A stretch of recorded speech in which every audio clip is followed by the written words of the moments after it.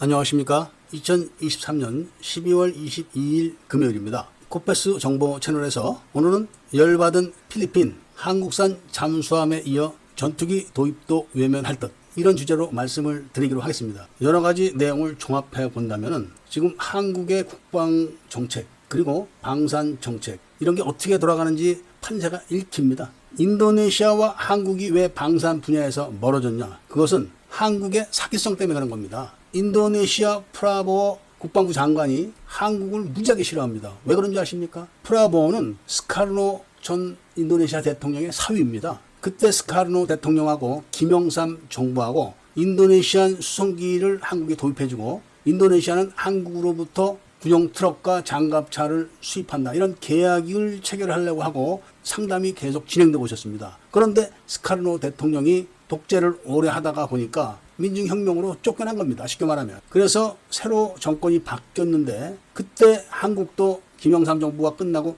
김대중이 당선이 됐을 때 김대중이 당선인 신분으로서 바로 이 사업을 가로챈 겁니다. 그렇게 해서 스카르노 대신 집권한 현 인도네시아 대통령하고 이 사업을 해서 각각 4천만 달러씩 챙겼다는 이야기가 그때 계속 있었고, 여기에 프라보어 현 국방부 장관이 열받은 겁니다. 이런 관계 속에서 문재인이가 대통령에 당선되면서 KFX 사업에 들어가는 많은 예산을 해먹으려고 인도네시아를 잘라버린 겁니다. 인도네시아가 같이 사업을 하게 되면 모든 것에 대한 정보 공유도 필요하고, 독단적으로 사업을 변경하거나 여러 가지 과제를 혼자서 다 할 수가 없기 때문에 바로 인도네시아를 잘라버린 겁니다. 그래서 프라보어는 한국을 굉장히 싫어합니다. 그런데 이런 일이 또 필리핀에서 지금 벌어진 겁니다. 필리핀이 원양 순찰함이라는 OPV 함정을 6척 도입 사업을 했는데, 원래 그 사업은 터키로 가게 돼 있었습니다. 왜냐하면 한국은 원양 순찰함이라는 함정 자체를 보유한 적도 없고, 현대도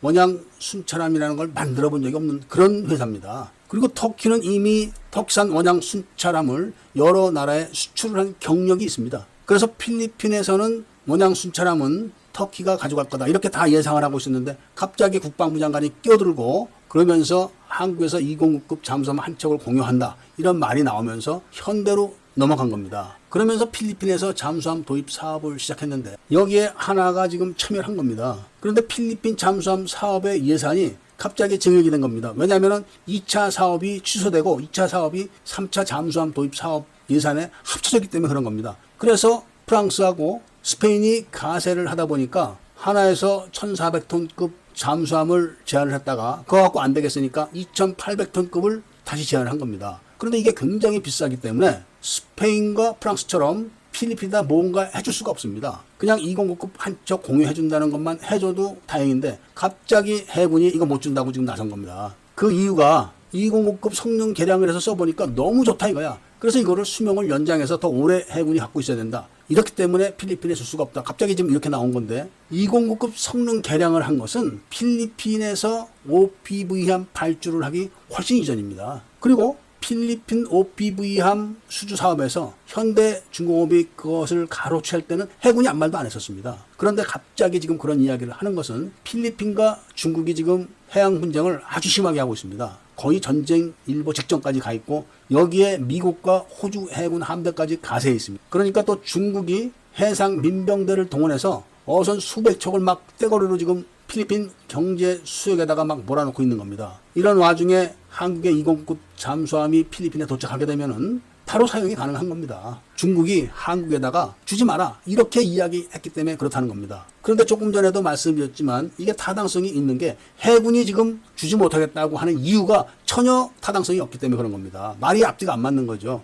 이런 이야기가 나가니까 필리핀에서는 즉각 좋다, 우리가 그럼 전투기를 한국의 FA-50 블록 TNT가 아닌 그리펜을 사겠다, 이렇게 지금 외신에다가 자료를 내보내고 있는 겁니다. 아직 확정은 하지 않았습니다. 쌍방이 서로 확정된 게 아니라 이야기만 계속 내보내고 있는 그런 수준인데, 만약에 한국에서 공식적으로 못 준다 하면은 필리핀은 돌아서게 됩니다. 잠수함도 안 사고 전투기도 안 사게 됐죠. 그리고 지금 현대중공업에서 건조하고 있는 OPV함 인수도 거절할 겁니다. 왜냐하면 현대중공업이 이거를 건조해본 경험이 없기 때문에, 터키하고 협업 계약을 맺어가지고 OPV함에 들어가는 무장도 터키로부터 수입을 해서 지금 하는 겁니다. 그리고 그 함정의 전투체계는 또 하나 거로 해야 되는데, 필리핀에서 이거를 문제 삼아서 못하겠다 그러면은 모든 게 다 물거품이 되는 거죠. 그렇게 되면은 인도네시아에 이어서 필리핀도 동남아시아에서 한국의 방산 산업과는 등을 지게 되는 겁니다. 왜 한국은 이런 식으로 방산 산업을 망치려고 할까요? 그 이득을 누가 볼까요?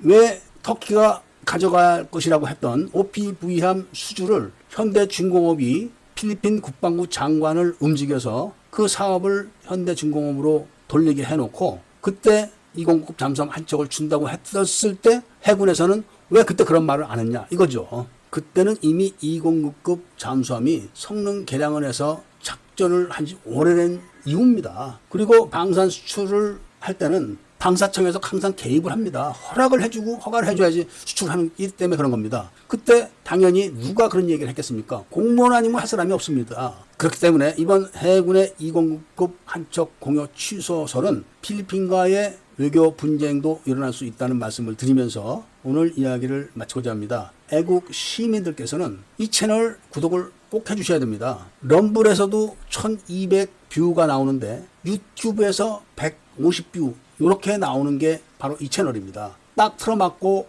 오픈하지 않고 노출도 안 시켜주기 때문에 구독자님들이 이 채널을 도와주셔야 된다는 부탁을 드리면서 오늘 이야기를 들어주신 데 대해서 감사드립니다.